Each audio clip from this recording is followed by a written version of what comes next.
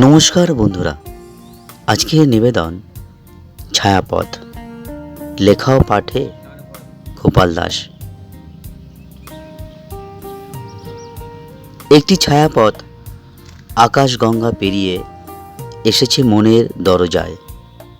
তারপর কড়া নেড়ে আমায় ডাকে বারে বারে, তুমি ঘর থেকে বেরিয়ে এসো, দেখো এই অনন্ত আকাশ, মহাশূন্য, গ্রহ নক্ষত্র, গ্রহাণুপুঞ্জ, ছায়াপথ, সৌরজগৎ।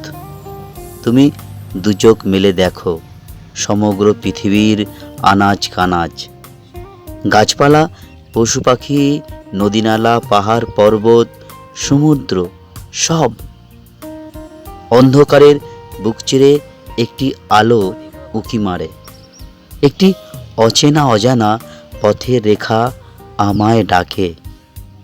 পৃথিবীর ওপারে কি আছে, জীবনের ওপারে কি আছে, সবই অজানা, কল্পনায়, অস্পষ্ট, ভাষা ভাষা ছায়াপথ। একটি ছায়াপথ প্রতিনিয়ত হাতছানি দিয়ে ডাকে বারে বারে, কি আছে ওপারে, দেখার আহ্বান প্রতিনিয়ত। ভীতমন দু চোখ মেলে দেখতে সাহস পায় না কি আছে। একটি ছায়াপথ পেরিয়ে পৃথিবীর ওপারে কি আছে দেখার। নমস্কার।